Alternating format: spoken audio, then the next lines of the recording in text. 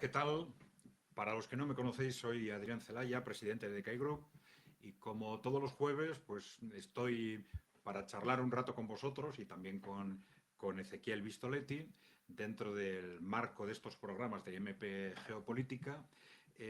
Ya sabéis que combinamos temas geopolíticos, económicos y socioculturales, siempre interrelacionados de alguna forma. Esta vez vamos a hablar poco de economía y fundamentalmente de un tema o varios temas socioculturales que tienen una importancia geopolítica importante, incluso desde un punto de vista histórico, si se quiere. Pero bueno, Ezequiel, adelante. Hola Adrián, ¿qué tal? Y hola a la audiencia. Yo simplemente, como siempre, acompaño a los protagonistas de esto aquí con el anuncio de que generamos este espacio para presentar voces críticas sobre la geopolítica y la geoeconomía. Y en este sentido, los jueves aparece Adrián, los viernes Fernando, los martes Eduardo y el miércoles, los días miércoles, Javier Martínez. Así que sencillamente eso, recordar eso y que nos acompañen con el compartir, con la difusión, nos ayuden al crecimiento del canal. Y aquí a la espera de tu presentación, Adrián. Bueno, muy bien, pues vamos a empezar. El título, ya lo sabéis, los que habéis recibido la información estos días o los que habéis visto simplemente los que lo habéis visto al entrar, estamos hablando de Malthus al abismo. Podemos empezar con la proyección, si te parece, Ezequiel. Bien, vamos a ver. Bueno, primero vamos a empezar, si pasamos al siguiente. Vamos a ver. Malthus fue un economista que vivió entre el siglo XVIII y el XIX en Inglaterra, ¿no? Y vamos a ver que tuvo una significación muy especial, que va mucho más allá de lo que normalmente se le atribuye, porque muchas veces en la historia de la economía se le da un papel casi anecdótico, que siempre se tiene en cuenta, pero casi anecdótico, y vamos a ver que su repercusión y su influencia ha ido mucho más allá de lo que normalmente se considera, ¿no? Y en particular vamos a resaltar cómo ha habido una continuidad desde las teorías de Malthus hasta la actualidad y que de alguna forma estas teorías de Malthus se han convertido en la columna vertebral o una parte sustancial de la columna vertebral de la forma de pensar de las élites occidentales durante estos 2 siglos, ¿no? Y que además en los últimos años, en los últimos 30, 40 años, incluso estas teorías, a través de lo que hemos llamado el posmocapitalismo, ya se han ido incluso más allá y de ser teorías solo de las élites occidentales han conseguido extenderlas de alguna forma al conjunto de la población occidental, ¿no? Bueno, continuamos. Bueno, el punto de partida. Hemos hablado del tránsito entre el siglo XVIII y el XIX, ¿no? Estamos en un momento en el que en Inglaterra, que es el punto donde vamos a centrar el análisis, hay una oligarquía, es decir, unas élites que controlan Inglaterra, que son en parte aristocráticas y en parte cada vez más burguesas, ¿no? Es decir, propietarias empresariales, comerciales primero, industriales después, y que son las que controlan, de hecho, Inglaterra y que adquieren un protagonismo que va mucho más allá de Inglaterra. Y las razones de esto son muy claras. Por un lado, que en Inglaterra está el origen de la revolución industrial. Es el primer país en el que nace la revolución industrial y que tiene una auténtica explosión económica como consecuencia de esto. Y gracias a esta explosión económica, Inglaterra construye o asienta y desarrolla lo que luego se llamó el Imperio Británico, en el que Inglaterra fue una enorme fuerza económica, política y militar en el conjunto del mundo gracias a esto, gracias a que la revolución industrial empezó allí y esto le permitió una capacidad económica y tecnológica muy superior a la de estos países. Y esto, tanto ese papel o ese primer lugar en el desarrollo de la revolución industrial como el papel del Imperio Británico en el mundo, son las raíces de que la forma de pensar de las élites occidentales actuales tenga su raíz en el pensamiento que se desarrolló a todo lo largo del siglo XIX y principios del XX, precisamente en Inglaterra, en Gran Bretaña, ¿no? Bueno, ¿qué ocurre en el tránsito del siglo XVIII al XIX? Pues tenemos unas élites británicas que, digamos, de alguna forma llenas del optimismo de la Ilustración durante el siglo XVIII, ¿no? Ese optimismo, digamos, de esas clases burguesas, liberales, que van ascendiendo en el poder político frente a la aristocracia, y entonces están llenas de un optimismo histórico, porque piensan que el futuro es suyo, ¿no?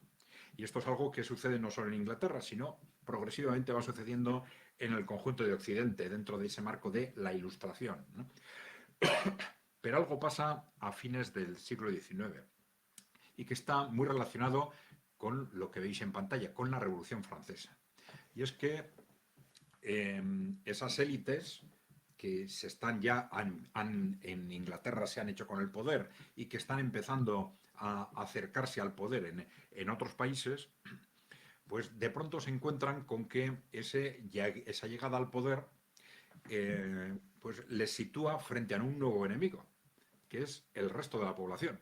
Es decir, ellos frente a los aristócratas han vencido, pero de pronto ese optimismo histórico empieza a ser sustituido por un pesimismo histórico porque se dan cuenta de que ahora tiene un nuevo enemigo que es ese vulgo, esa plebe, que de alguna forma les ha acompañado en la lucha contra la aristocracia, pero que ahora se puede convertir en su nuevo enemigo. Y esto se visualiza muy claramente en esa Revolución Francesa con las disputas entre los moderados y radicales y al final con unas luchas internas que reflejan muy bien ese desconcierto de esa nueva burguesía que de pronto se ve encajonada entre la lucha contra la aristocracia y unas, digamos, unas clases populares de las cuales empieza a desconfiar cada vez más y cada vez empieza a visualizar el mundo de una forma distinta, de una forma más pesimista.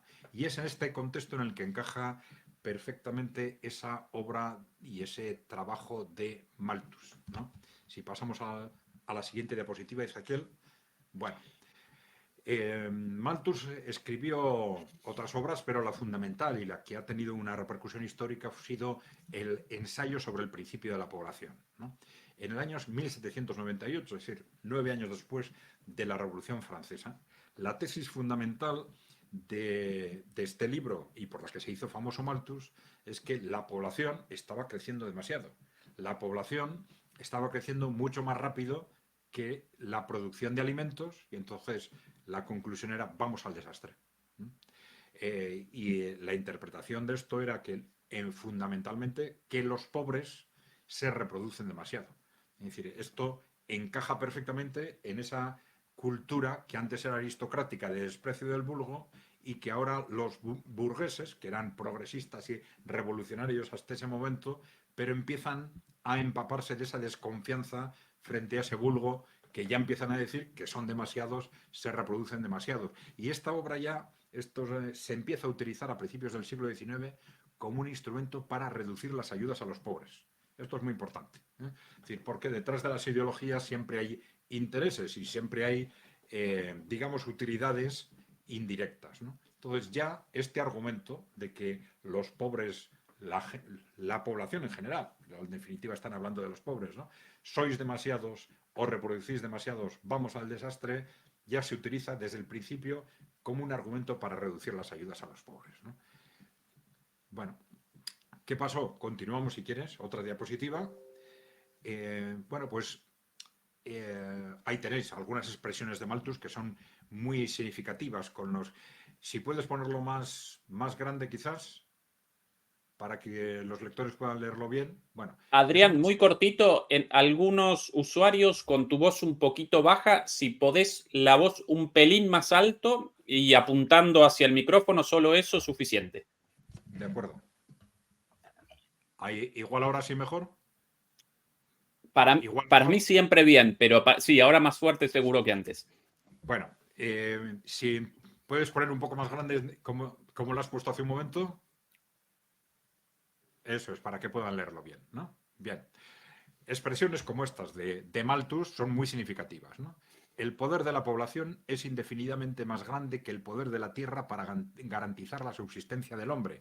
Y aquí nos encontramos con una obsesión, el comienzo de la obsesión de las élites con que la población es excesiva, ¿no? Dice, un hombre que nace en un mundo ya ocupado, si sus padres no pueden alimentarlo y si la sociedad no necesita su trabajo, no tiene ningún derecho a reclamar ni la más pequeña porción de alimento. De hecho, ese hombre sobra. En el gran banquete de la naturaleza no se le ha reservado ningún cubierto. La naturaleza le ordena irse y no tarda mucho en cumplir su amenaza. Ya vemos que no es simplemente algo, digamos, un razonamiento abstracto de que somos muchos. No, no, sois muchos, que es algo muy distinto. Es decir, visto desde la élite, los pobres son demasiados. Es decir, hay una confluencia de un análisis técnico con ese pensamiento tradicional aristocrático de desprecio del vulgo, desprecio de la plebe. Si vamos a la siguiente, bueno, ahí tenéis cómo, y este es un dato un tanto inquietante, ¿no? Evidentemente no vamos a cuestionar en absoluto las teorías la teoría de la evolución, pero sí es cierto que los promotores de la teoría de la evolución, en concreto tanto Darwin como Wallace, que de alguna forma fueron los iniciadores en paralelo de la teoría de la evolución, los dos reconocieron que el concepto de Malthus de la lucha por la existencia fue una base conceptual fundamental para que ellos desarrollaran su teoría de la evolución, ¿no? Luego veremos cómo el darwinismo, esta teoría de la evolución de la naturaleza aplicada a la sociedad, se convierte en el darwinismo social, pero vemos que incluso hubo un movimiento anterior en sentido contrario, es decir, de las teorías socioeconómicas se utilizaron en el ámbito de las teorías del análisis de la naturaleza, ¿no? Bien, si pasamos a la siguiente, ahí tenemos ya cómo Herbert Spencer fue el iniciador de lo que se ha llamado el darwinismo social, esto que comentábamos ahora. De la teoría de la evolución y del malthusianismo, utilizando los dos puntos de partida, se pasa al darwinismo social, es decir, la transición de esa lucha por la existencia de la naturaleza en base a la cual se supone que solo los fuertes sobreviven, esto se traslada a la sociedad valorándolo positivamente. Es decir, para que la sociedad progrese es bueno que solo los fuertes sobrevivan, ¿no? Bueno, es una especie ya de malthusianismo ahora basado en razones, vamos a decir, sociopolíticas, ¿no? Ya no es, se ha demostrado ya con claridad para entonces que el malthusianismo era un error. El malthusianismo, es decir, que al final la producción de alimentos evoluciona por razones de avances tecnológicos, etcétera. La producción de alimentos evoluciona muy por encima del crecimiento de la población. Esto demuestra que las bases de los argumentos económicos de Malthus eran falsos, pero, y esto es muy importante, a pesar de eso, el malthusianismo se mantiene, ¿no? Esa desconfianza sobre la población, ese criterio de que la población es demasiada y nos lleva al desastre, ¿no? Bien, entonces, sin embargo, se mantiene, pero ahora basado en argumentos distintos. Y entonces vemos que detrás de esto, la explicación de que se mantenga es que esos conceptos se adecúan perfectamente a esa mentalidad aristocrática, que ahora es aristocrática y también de la gran burguesía, ¿no? De desconfianza frente al vulgo, de pensar que los que yo no necesito, pues me sobran, son demasiados, ¿no? Y busco argumentos para justificar que son demasiados. En un caso son estos argumentos sobre la producción de alimentos, en otros casos es que, bueno, son demasiados y esto nos va a llevar, es lo que se dice ya a mediados y fines del siglo XIX, esto nos va a llevar al desastre sociopolítico porque no va a haber forma de mantener el equilibrio social con una población tan grande, ¿no? Bien, entonces el darwinismo social es asumido de una forma cada vez más clara por la élite británica, que es, ya lo hemos dicho, aristocrática y cada vez más burguesa, plutocrática, corporativa, ¿no? Y sobre todo a partir de los años 80, de los años 60 del siglo XIX se hace mayoritario dentro de esos círculos, sobre todo en Gran Bretaña, y a fines del siglo XIX se empieza a extender hacia Estados Unidos y luego a principios del XX sobre todo a otros países europeos, ¿no? Bien, pasamos a la siguiente diapositiva, Ezequiel. Bien. Sí, no sé si esto, sí. Bueno, la expansión del darwinismo social, desde el punto de vista ideológico, sirve de soporte para distintas ideologías de fines del siglo XIX y principios del XX, ¿no? Primero se utiliza para lo que se llamó liberalismo radical, es decir, ya hemos visto, nada de ayudas a los pobres, luego se dice nada de intervención del Estado, eh, hay que dejar a las personas y a las empresas que compitan entre sí, que gane el más fuerte y olvidarse de cualquier otra intervención. Es argumentos que desde otras perspectivas ya sabéis que se mantienen hasta el momento actual, ¿eh? Por parte de distintas ideologías, ¿no? Pero además de ese liberalismo radical, tenemos el nacimiento dentro de las élites de posiciones agnósticas, ¿eh? Y esto es algo bastante llamativo, ¿no? Porque, digamos, las fuerzas liberales habían sido de alguna forma críticas de la religión, pues antes de llegar al poder, digamos, la religión estaba muy unida al poder aristocrático, las fuerzas liberales lo cuestionan, pero una vez que llegan al poder se interrelacionan con el poder religioso, ¿no? Las religiones siempre han sido una mezcla de valores éticos, poder social, normas, etcétera, ¿no?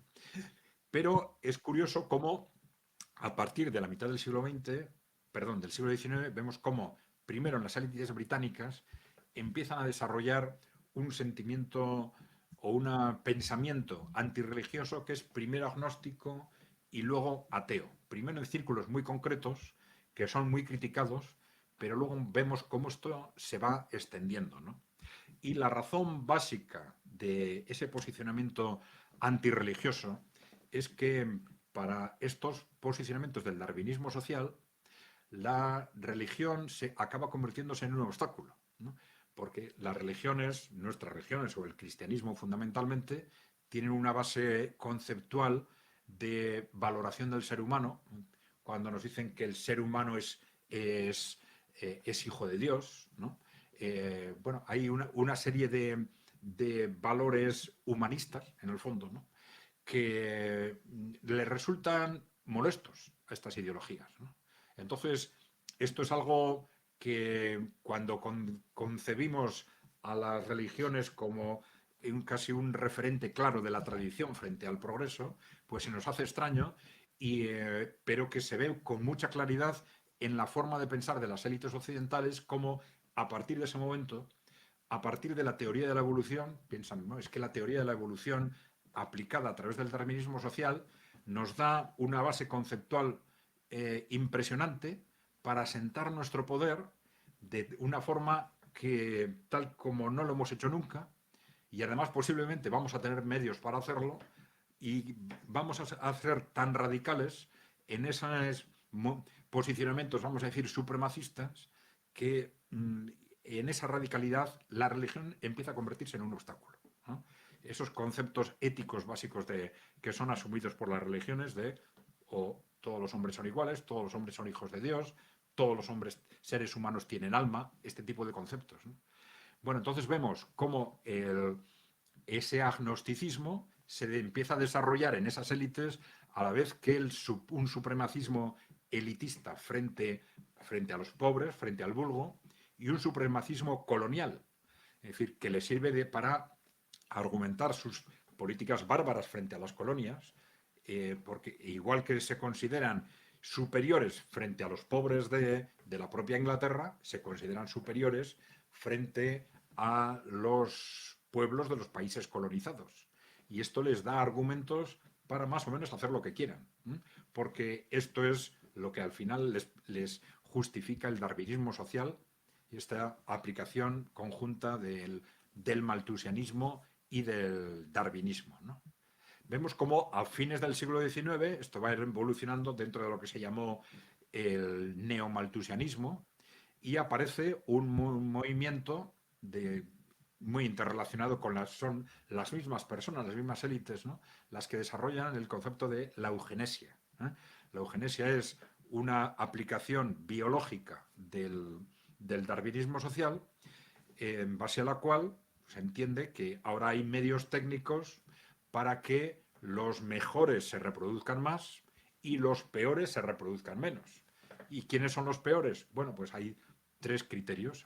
A veces se dice que los peores son, pues, los discapacitados, otras veces se dice que los peores son las razas que no nos gustan y otras veces los peores son los pobres. Los pobres, que al final son casi todos los ciudadanos, ¿no? Y se empiezan a desarrollar estrategias estrategias que son a veces de carácter médico, de carácter de asistencia sanitaria, de carácter ideológico, impulsando que los pobres o las razas que no nos gustan o los discapacitados se reproduzcan menos, ¿no? Estrategias, pues, de control de la población, pero dirigidas a esos colectivos, dentro de esas concepciones, ya digo, supremacistas, tanto elitistas internamente como coloniales, y esas concepciones antinatalistas también. Antinatalistas dirigidas a los colectivos que no nos gustan. Vamos a la siguiente diapositiva, si te parece. Bien, vemos que ya a partir de la eugenesia, de esos movimientos eugenésicos que tienen un gran éxito en otros países también, pero sobre todo en Inglaterra y en Estados Unidos, empiezan a extenderse también a otros países europeos, entre ellos Alemania. Y vemos cómo hay estos movimientos eugenésicos empiezan a tener una relación muy directa con los que luego serían los movimientos fascistas y nazis, ¿no? El supremacismo, el control de la población, la eugenesia, empiezan a relacionarse en distintos movimientos en estos tres países fundamentalmente: Gran Bretaña, Estados Unidos y Alemania. Y ahí nos encontramos cómo empiezan ya unas maniobras de manipulación de lo que empiezan a ser lo que luego serían los movimientos, incluso el movimiento ecologista y el movimiento de defensa o de emancipación de la mujer, ¿no? Y ahí nos encontramos con sorpresas como el caso Grant, el que no vamos a explicar muy detalladamente, pero Madison Grant era un gran referente en Estados Unidos, tanto de los primeros movimientos ecologistas, del ecologismo, como del supremacismo racial a la vez, ¿no? Y tenemos el caso de Margaret Sanger, que es también un primer referente a la vez de ese supremacismo racial, de la eugenesia y del feminismo, ¿no? Entonces, ahí hay una interrelación de la defensa de los derechos de la mujer con la defensa de los derechos de la mujer a través del control de la población. Es decir, de permitir que las mujeres tengan menos hijos, de aportar a las mujeres instrumentos para el control de la natalidad y a partir de un determinado momento de utilización, de canalización de esos instrumentos a los colectivos con respecto a los cuales me interesa que no se reproduzcan demasiado, ¿no? Y vemos que hay movimientos de canalización de esos movimientos de control de esas políticas de control de la población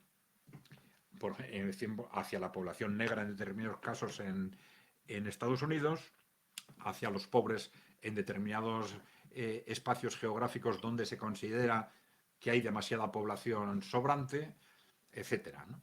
Y hay una interrelación muy clara entre estos movimientos, el caso de Margaret Sanger y los protagonistas de los movimientos eugenésicos en estos tres países, también con algunos protagonistas de los primeros movimientos de los nazis en Alemania, ¿no? Seguimos si quieres. Bien, vamos a intentar aquí hacer un recorrido en paralelo a lo que hemos descrito, que nos lleva, si lo puedes poner lo más grande posible.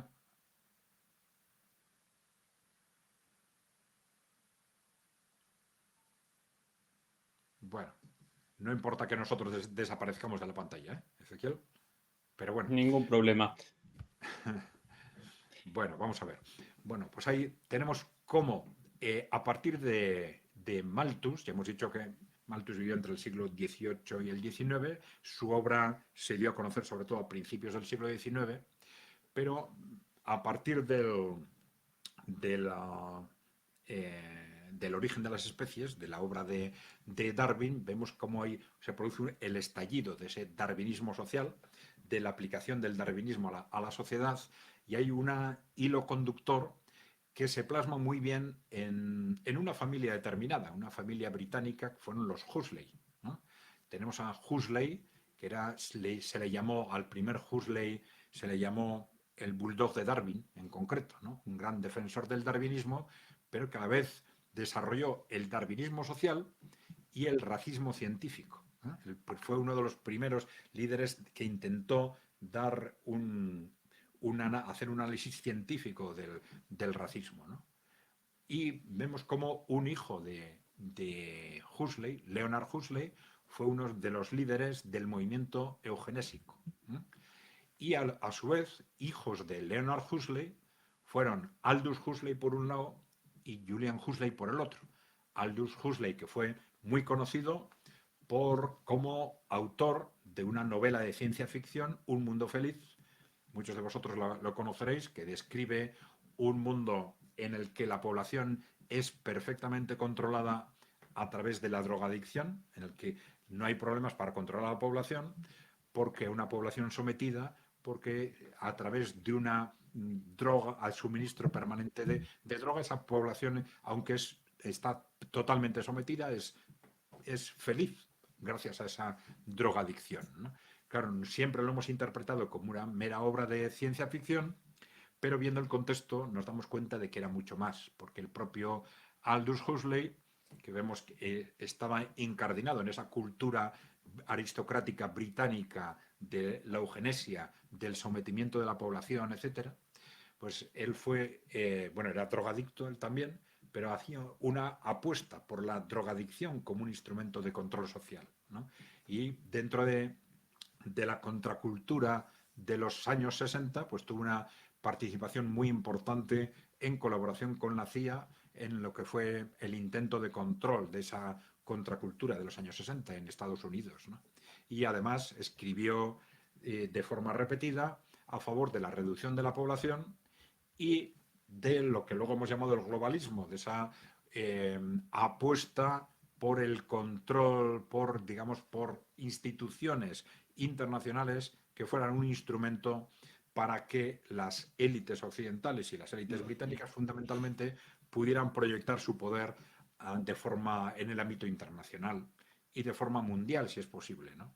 Lo vemos también en paralelo con su hermano, Julian Huxley, que fue ya a lo largo del siglo XX un líder de la eugenesia, fue director de la Sociedad Eugenésica Británica y también fue un fundador de lo que se llamó el ecologismo neonazi, es decir, de los primeros movimientos del ecologismo después de la Segunda Guerra Mundial en colaboración con elementos claves neonazis o protonazis que habían sido nazis y que a partir de la Segunda Guerra Mundial sustituyen el nazismo, por la apuesta por el nazismo y por el fascismo, por la apuesta por el control de la población en base a argumentos ecológicos, ¿no?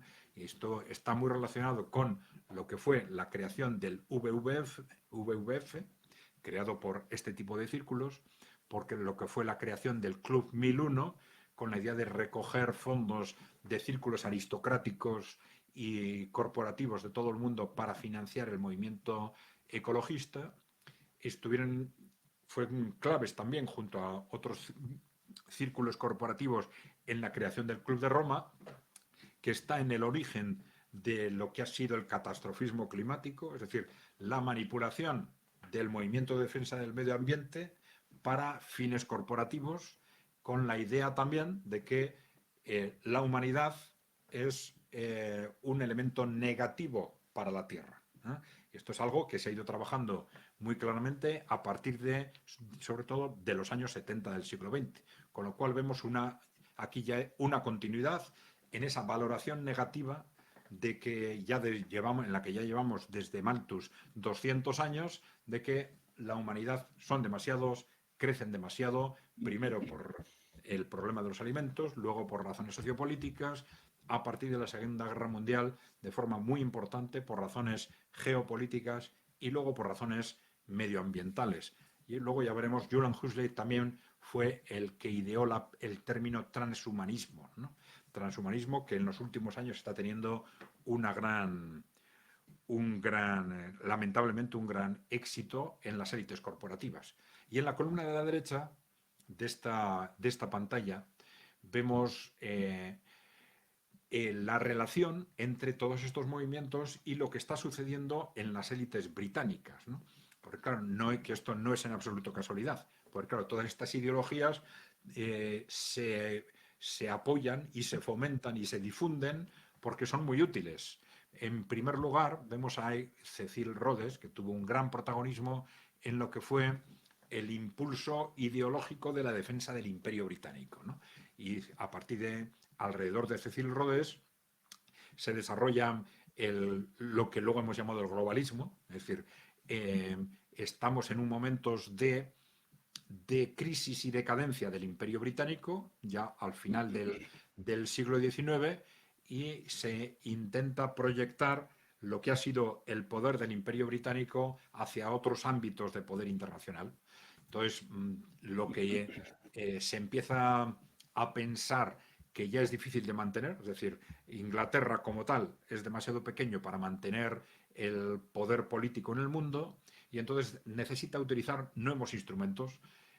Uno de esos instrumentos clarísimamente es influir sobre Estados Unidos para intentar controlar la actividad de Estados Unidos y otro elemento es intentar crear instituciones internacionales que permitan desplegar ese poder de unas élites corporativas que eran en origen británicas, pero cada vez más se interrelacionan con las élites norteamericanas y del conjunto de Occidente.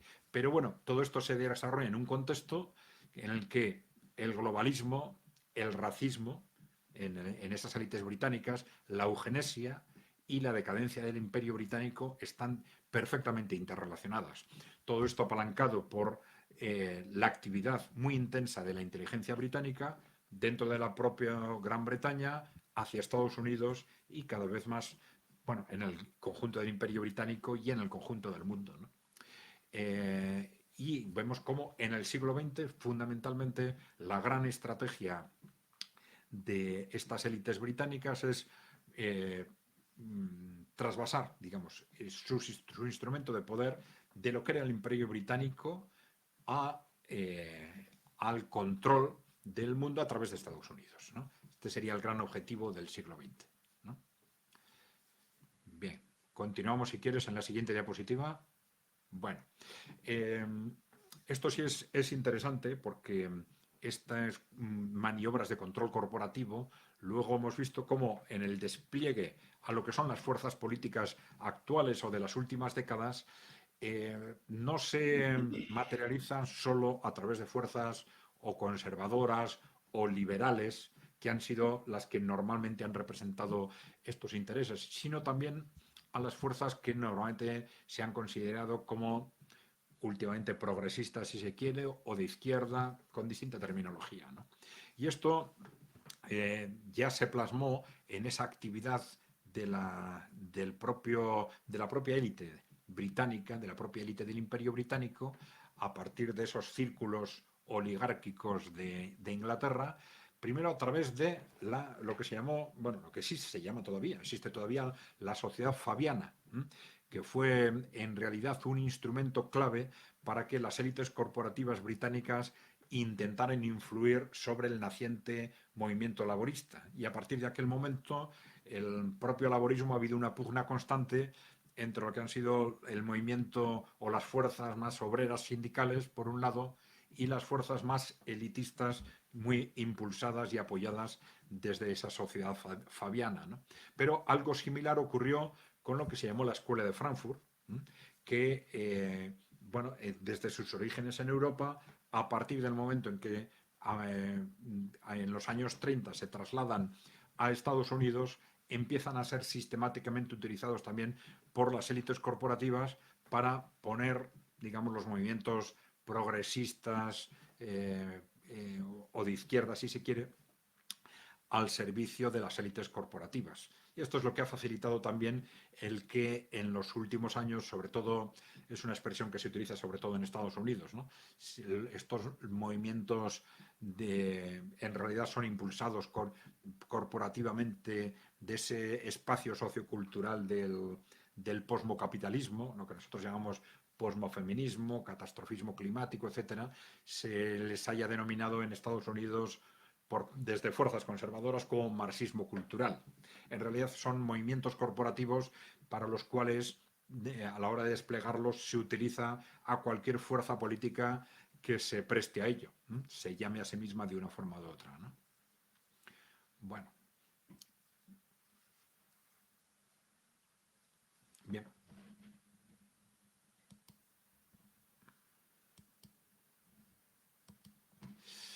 Bueno, vamos a ver. Hemos descrito un poco lo que ha venido sucediendo hasta la Segunda Guerra Mundial, hemos hablado también algo de después de la Segunda Guerra Mundial, pero bueno, vemos que después de la Segunda Guerra Mundial y en el contexto de Guerra Fría, vemos ahí un tránsito claro, y esto tiene mucha relación, por supuesto, con quién ganó y quién perdió esa Segunda Guerra Mundial, un tránsito claro de esas posiciones aristocráticas que son antipopulares contra el vulgo, contra la plebe, pero ya proyectadas de forma muy clara y muy expresa en el movimiento racistas y eugenésicos durante las primeras décadas del siglo XX, a partir de la Segunda Guerra Mundial, estos sensibilidades contra la población, contra el desarrollo económico, se trasladan a la geopolítica y a la ecología, ¿no? Bien, esto se ve, bueno, por ejemplo, a través de un objetivo declarado, se llama de salvar el planeta, sería, eso es, con ese objetivo teórico de salvar el planeta, en realidad se esconden todos estos movimientos antipopulares y de raíz claramente aristocrática, ¿no? Durante la Guerra Fría tenemos pues una serie de hitos, la creación de ese WWF que ya hemos comentado, la creación del Club de Roma, de ese Club 1001, bueno, una serie de movimientos de manipulación fundamentalmente de lo que era la defensa del medio ambiente para generar un contexto que justifique movimientos contra la población y contra el desarrollo económico, ¿no? Bien, hay un objetivo también declarado de reducir la población que se apoya durante, lo vemos ahí a la derecha, durante la Guerra Fría en el contexto geopolítico, sobre todo a partir de la Revolución China del año 49, se empieza a argumentar en las élites corporativas occidentales que, sobre todo los países, digamos, que no controlamos, tienen demasiada población y crecen demasiado. Y esto se empieza a decir de forma expresa que en Estados Unidos y en Inglaterra que hay que hacer algo al respecto, que hay que conseguir reducir la población y sorprendentemente estas teorías las empiezan a aplicar también y además lo dicen expresamente, sobre todo en el informe Rockefeller del 72 y en el informe Kissinger del 74, que hay que aplicarlas también en Occidente, de una forma argumentada de una forma un tanto extraña, ¿no?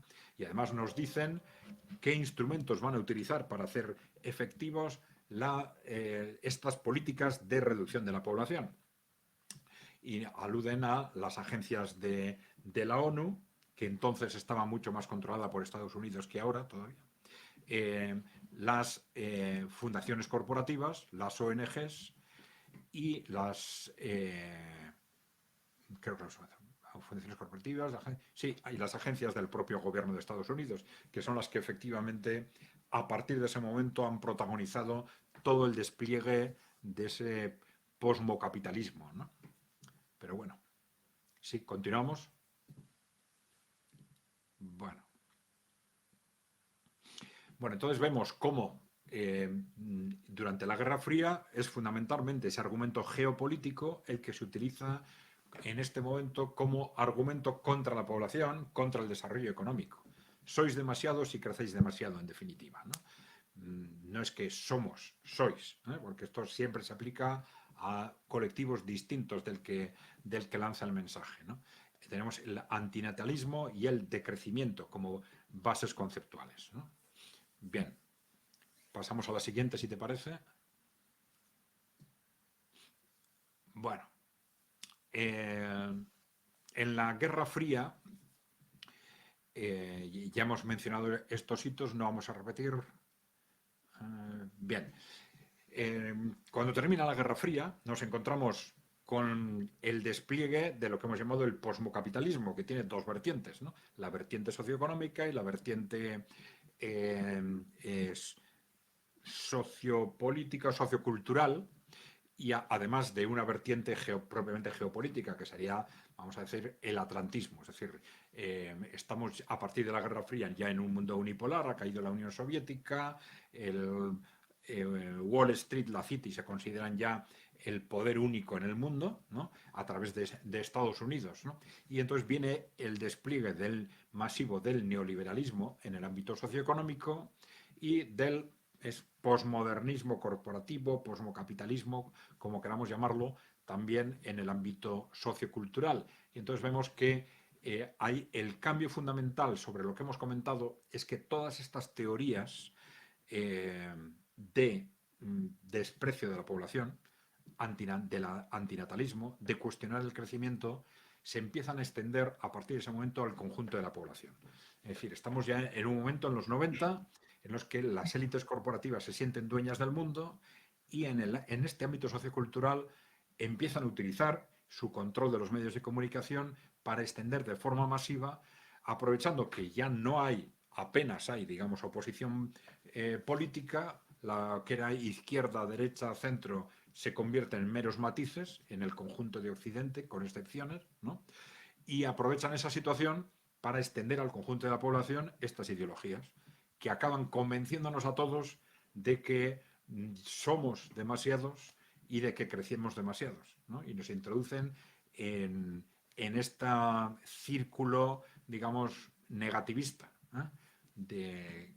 Y pesimista con respecto al futuro de la humanidad, ¿no? Pasamos al siguiente, si quieres. Bien, estos conceptos de darwinismo social o de supremacismo en el siglo XXI, ¿qué es lo que ha pasado con ellos? Bueno, primero, ya sabemos que el posicionamiento de la élite corporativa es que frente a los países emergentes su objetivo ha sido contener y someter a Rusia y a China. Nos encontramos en el contexto de un modelo económico posmocapitalista, neoliberal, en el que el modelo económico ha fracasado, se está manteniendo durante 30, 40 años en base a la explotación masiva de la mano de obra femenina por un lado y el constante incremento del endeudamiento y sin conseguir crecimientos económicos sostenibles, por lo menos en los últimos 15, 20 años, ¿no? Y hay una aceptación general por parte de las élites corporativas también de que el modelo está agotado, de que hay que buscar un nuevo modelo, etcétera. Es decir, estamos ante un modelo que ha fracasado, que por lo menos sí podemos decir claramente que está agotado, ¿no? Tenemos también un modelo cultural basado en el antinatalismo y el decrecimiento, con una desconfianza, una reducción drástica de las tasas de natalidad, lo que significa un gran éxito de esas estratégicas que ya se estaban aplicando desde los años 60 de forma masiva. Y luego se utilizan también distintos elementos, sobre todo en los últimos años, para, probablemente como consecuencia de una creciente falta de confianza de las élites en el sistema, para intentar avanzar en los mecanismos de control, ¿eh? Y esto se pone de manifiesto claramente, pues, por ejemplo, en la utilización de instrumentos de censura creciente, en los intentos de control de Internet, y cada vez más se apunta a instrumentos de control digital de los ciudadanos, ¿no? Muchos de ellos son fundamentalmente amenazas más que otra cosa, pero amenazas que están lamentablemente cada vez más cerca, ¿no? Bien, para que veamos hasta qué punto esas teorías son perfectamente actuales en la élite, aquí tenemos, por ejemplo, expresiones de Denis Meadows, ¿no? Denis Meadows no es cualquiera, sino que es uno de los autores, una de las personas claves en ese club de Roma, creado por las élites en el año 68, esas élites y esos grupos neonazis y aristocráticos que crearon el Club de Roma.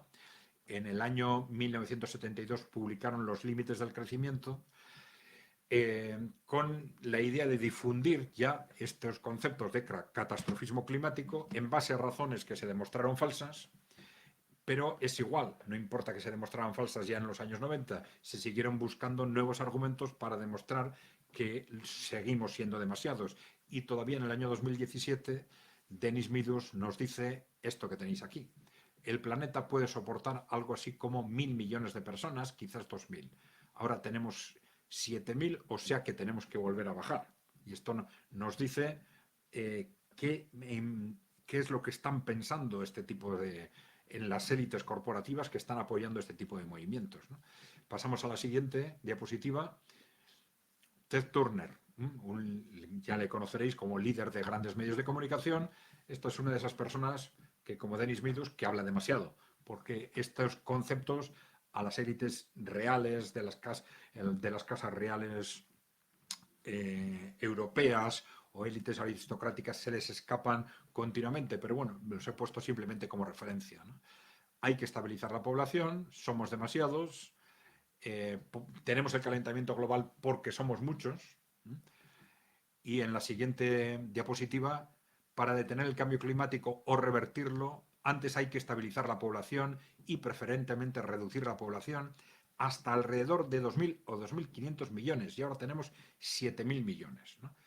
Es decir, estamos en una línea de continuidad por parte de las mismas élites que fueron británicas, pero que fueron extendiendo su poder a Estados Unidos y a Europa, desde el maltusianismo, en el que somos demasiados por una razón, somos demasiados por otra razón, somos demasiados, que en realidad ya lo hemos dicho, sois demasiados por una razón, sois demasiados por otra, sois demasiados por otra razón. Cada 20, 30 años se cambian las razones, pero siempre hay un desprecio detrás de todo esto, un desprecio de la humanidad, yo diría casi un odio a la humanidad, que es típico de la tradición aristocrática, pero con la diferencia de que en el último siglo aproximadamente esas élites han visto que existían, pues, medios políticos, medios tecnológicos para intentar aplicar ese desprecio de la humanidad. Y esto es lo que nos ha situado durante todo este siglo en un contexto tremendamente peligroso. Un contexto que generó la eugenesia en un momento determinado, que generó el nazismo en otro momento, y que ha generado distintos movimientos constantemente destinados a amenazar a la humanidad de una forma o de otra, ¿no? Bien, la última amenaza, o la amenaza de los últimos años, es lo que se ha llamado el transhumanismo. El transhumanismo, que no es una ideología que esté planteada por un profesor de universidad extraño, sino que está muy impulsada por las propias élites corporativas, ¿no? El término ya transhumanismo, ya lo hemos mencionado antes, fue creado por uno de los Huxley, ¿no? De esa familia Huxley que hemos mencionado, uno de los cuales, el que creó el término transhumanismo, era el líder director de la Sociedad Eugenésica Británica. Bueno, él creó este término de transhumanismo que ahora se está utilizando como una ideología o filosofía que promueve que se utilicen vías tecnológicas para que digamos, los seres humanos dejen de ser seres humanos para convertirse, vamos a decir, en superhombres, ¿no? Sí, pasamos a la siguiente si quieres. Bueno, este es el filósofo actual de referencia del transhumanismo, Harari, ¿no? Que es también un ideólogo de referencia del Foro Económico Mundial, que sabéis que es el foro que organiza lo que se llama el Foro de Davos, que está compuesto este Foro Económico Mundial por 1000 multinacionales occidentales, es decir, que es un referente muy claro de la opinión dominante en las grandes multinacionales, ¿no? Y entonces estas multinacionales están apoyando este tipo de filosofías, ¿no? Es lo que se ha llamado la versión más siniestra quizás del corporativismo actual, ¿no? Pasamos a la siguiente diapositiva. Bueno, a la siguiente, para no tener que proyectar un vídeo, es decir, no es solo el Foro Económico Mundial, aquí tenéis una corporación muy conocida, el BBVA, como presenta a Harari como uno de un referente ideológico. Pasamos a la siguiente, si queréis. Bien. Y aquí nos dice Harari, por ejemplo, la gran pregunta política y económica del siglo XXI será ¿para qué necesitamos a la gente o para qué necesitamos tanta gente? Estamos, fijaros en cómo recuerda esto lo que decía Malthus hace 200 años. Estamos en una línea de continuidad y ahora es por una razón o por otra, ¿no? Sí, pasamos a la siguiente. Por primera vez en la historia, los ricos serán una especie diferente a los pobres. Harari es lo que se ha llamado promotor del transhumanismo para los ricos. Es decir, las nuevas tecnologías, la fusión entre hombre y máquina, van a permitir que el hombre se convierta en superhombre, pero no todos, claro. Solo unos cuantos, ¿no? Se ha dicho, mediante las nuevas tecnologías, los ricos se convertirán en superhombres, dejarán de ser humanos, ¿no? Vamos a la siguiente. Bueno, pasa a la siguiente porque esto está muy relacionado con un ámbito concreto. Por ejemplo, en un futuro las clases sociales se convertirán en clases biológicas. Esto es una... Sí, pasamos a la siguiente. Bien. Bueno, en definitiva, sí, el transhumanismo, en principio, conceptualmente, todavía esto no se ha aplicado en la práctica de forma masiva, seguramente de forma experimental sí, pero es evidente que conceptualmente supera el radicalismo del nazismo, ¿no? Vamos a la... Bien. Entonces, para situarnos en qué contexto estamos. Estamos hablando de un contexto en el que quizás sin darnos cuenta, porque los medios de comunicación nos van llevando de un día a otro en esta dirección, pero estamos en un contexto en el que ya han conseguido extender al conjunto de la población occidental conceptos como estos, ¿no? La conveniencia de reducir la población a través del antinatalismo, empobrecer al mundo, justificado en este momento en el catastrofismo, ¿no?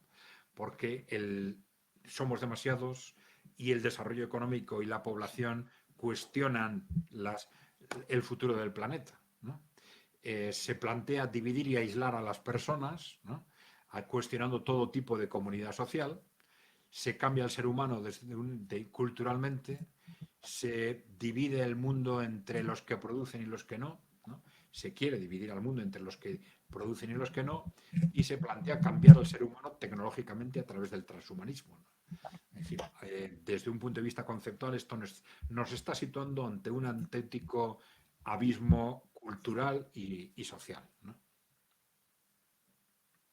Bien, vemos cómo, sintetizando, de Malthus al siglo XXI tenemos una llamativa línea de continuidad, que ya hemos dicho que hay razones objetivas para que estos movimientos surgieran en Inglaterra. Está relacionado con la primacía, el papel fundamental de Inglaterra en el origen de la Revolución Industrial, que es como esto fue una llave fundamental para la construcción del Imperio Británico y cómo a partir del Imperio Británico se desarrollaron todas estas teorías e ideologías como instrumentos para mantener la supremacía, por un lado, con respecto a los países colonizados y, por otro lado, con respecto a las clases, digamos, sometidas, o las clases inferiores de la propia metrópoli, ¿no? Entonces nos encontramos con una clara continuidad en la ideología de las élites occidentales, independientemente de los factores económicos, que no los analizamos hoy, esto tiene otra línea de análisis, pero una clara continuidad sociocultural en la ideología de las élites occidentales, que pasa de Inglaterra a Estados Unidos, Alemania, la Alemania nazi, y al final se convierte en la ideología de esa élite occidental, que es una élite internacional en este momento, y con una creciente influencia ya desde las élites, sobre todo en los últimos 30 años, a partir del final de la Guerra Fría, en la ideología de los propios ciudadanos occidentales, a través del posmocapitalismo y los movimientos socioculturales del posmocapitalismo. Bien, de cualquier forma, para situarnos, actualizar lo más posible la información, en este momento ya sabéis que estamos en un estallido geopolítico y que, y esto hay que decirlo, en el ámbito sociocultural los países emergentes rechazan radicalmente el neomalthusianismo y están ya apostando ya desde hace mucho tiempo por el desarrollo económico frente a teorías que querían controlar el desarrollo económico, sobre todo de los países en desarrollo, y apostando cada vez más por la población, abandonando las teorías de control de la población que se habían implantado en países, por ejemplo, como China, ¿no? Lo que ha sucedido en China alrededor de estas teorías requiere un análisis específico y ya lo podremos hacer otro día, quizás. Y nos encontramos, sobre todo desde hace 2 años, aunque esto estaba alarmado ya previamente, con un claro choque geopolítico entre estos países emergentes, del BRICS sobre todo, y Occidente, estas élites corporativas que han venido controlando Occidente, ¿no? Y esto genera un previsible, nosotros lo estamos dando casi por seguro, un previsible hundimiento de todas estas teorías neomalthusianas, pero como consecuencia de ese choque geopolítico, ¿no? Estamos convencidos de que dentro de unos años estas teorías se han podido mantener, en los últimos 30 años se han podido extender al conjunto de la población como consecuencia de la sumisión a las élites corporativas del conjunto de las fuerzas políticas occidentales, de esa falta de oposición real, y este choque geopolítico va a hacer que este consenso occidental estalle, y esto va enseguida a poner en cuestión todas estas teorías neomalthusianas, que son de darwinismo social y que son en realidad, pues eso, antihumanas, ¿no? Y esto va a suponer, pues con toda probabilidad, una nueva apuesta de todos, tanto de los países en desarrollo como al final también de los países occidentales, pues por la propia humanidad y por el desarrollo, ¿no? Bueno, pues esto ha sido la exposición que queríamos hacer hoy. No has hecho ninguna pregunta, Ezequiel. No sé si te has quedado con algún comentario. Recordaba recién el caso del Perú, Adrián, un caso de darwinismo social y malthusianismo extremo durante la presidencia de Fujimori en los años 90. Aquí podemos presentar muy rápidamente un artículo de la BBC sobre la esterilización forzosa en Perú. Más de 270.000 mujeres y 22.000 hombres, la mayoría de ellos provenientes de comunidades indígenas quechua y de familias con pocos recursos económicos, fueron esterilizados entre 1996 y 2001, hace nada, 25 años. De acuerdo con la información entregada por el Ministerio de Salud de Perú, el programa de control de la natalidad, conocido como anticoncepción quirúrgica voluntaria, fue implementado como una medida para combatir la pobreza. Más claro que esto, Adrián, imposible. Según el gobierno a cargo, el de Fujimori en su momento, con el fin de reducir las tasas de natalidad en sectores de escasos recursos.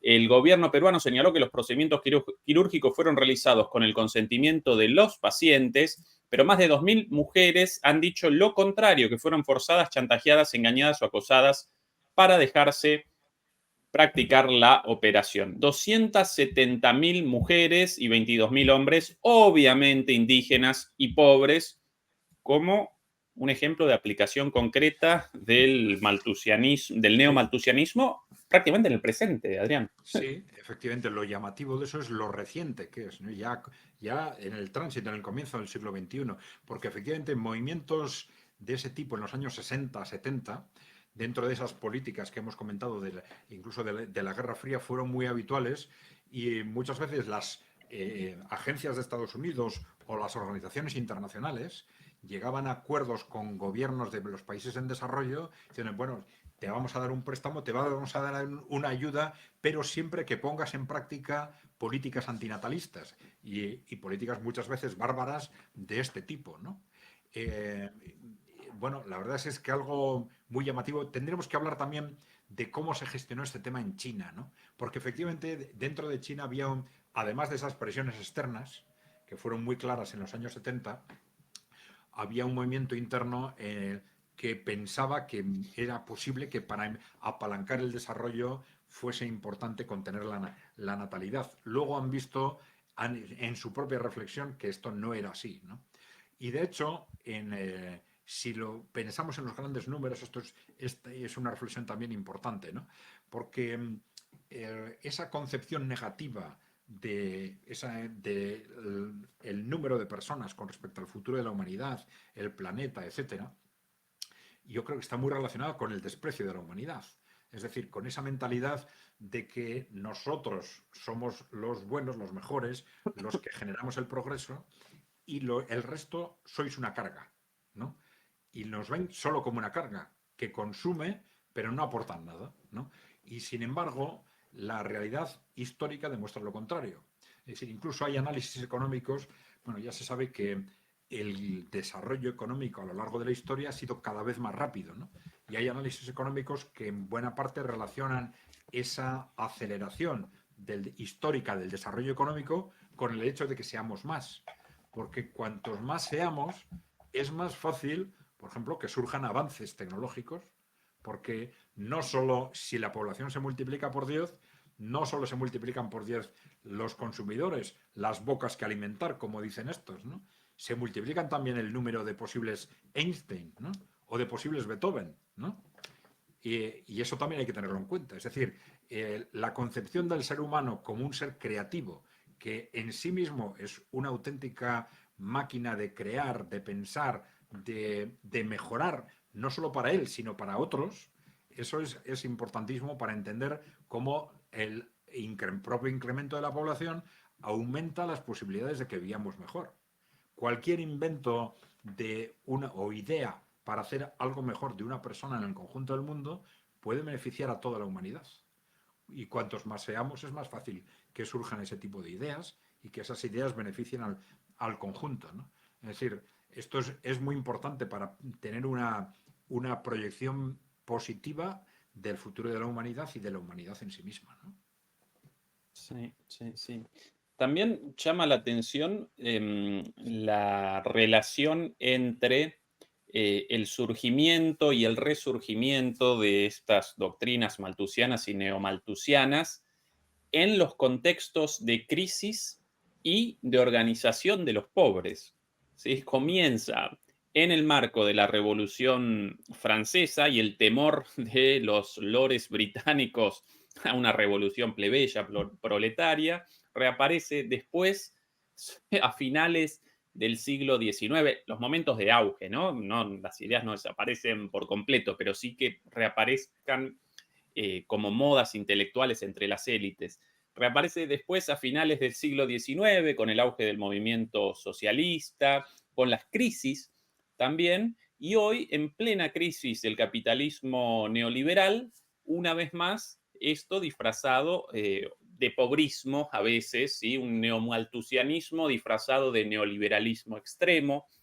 Así que esa es una demostración de la relación directa entre el temor de los ricos y sus ideas respecto a los pobres, en cierta medida, ¿no?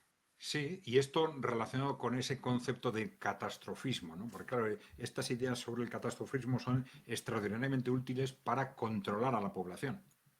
Y por eso surgen o se utilizan repetidamente con esa finalidad, ¿no? Eh, bueno, independientemente, ya hablaremos en otro programa de los aspectos técnicos científicos que puede haber alrededor de la defensa del medio ambiente, del cambio climático, etcétera. Esta es otra línea argumental. Pero todas las concepciones catastrofistas pueden ser y tienden a ser utilizadas por quien controla, por supuesto, la opinión pública y los medios de comunicación ante situaciones de peligro para ellos para controlar como un pretexto para establecer medidas de control. Claro, efectivamente. Bien, pues si te parece, lo podemos dejar así o podemos quizás responder algunas de las preguntas. Las podemos dejar también para un programa especial que vamos a hacer de preguntas y respuestas. Porque ya llevamos 1 hora, 7 minutos, quizás puede ser suficiente. Y como vamos a hacer ese programa especial en el que vamos a intentar responder en la medida en que podamos a todas las preguntas que nos habéis hecho hasta ahora o las que nos hagáis en este mismo programa, pues casi remitimos a ese programa especial ese trabajo y terminamos aquí el programa de hoy, si os parece.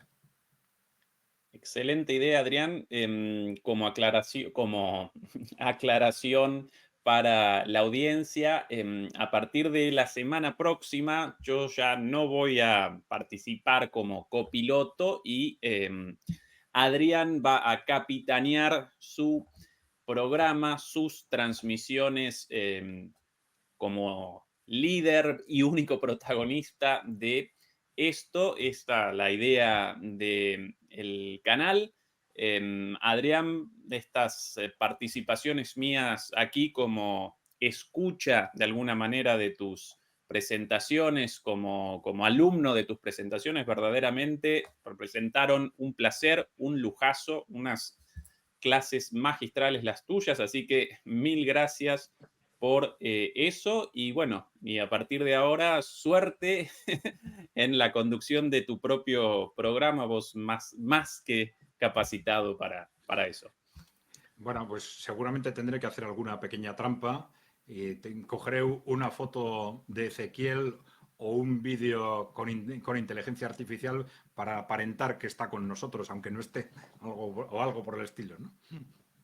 Además, nos va a acompañar o nos acompaña ya desde la operación técnica un amigo llamado Lautaro. A partir de ahora, él va a realizar la operación técnica, así que también oficialmente para él, Lautaro, bienvenido al equipo. Un placer que nos acompañes. Y dicho esto, Adrián, en tu programa, el cierre naturalmente en tus labios. Bueno, pues sin más, espero que os haya gustado el programa. Ya sabéis que voy a estar con vosotros los jueves a las 9 de la noche, hora Madrid, y que en este programa pues vamos a intentar compaginar elementos económicos, geopolíticos y socioculturales con distinto peso en cada momento. Ya os he dicho que hoy, por ejemplo, los temas económicos no han tenido un peso significativo y también que a partir de ahora vamos a hacer un programa especial, quizás semanalmente también, dedicado específicamente a responder a las preguntas que nos hagáis bueno, en el directo o en el canal de YouTube, como prefiráis. Pues sin más, Ezequiel, los que nos oís, pues gracias a todos por escucharnos y hasta la semana que viene.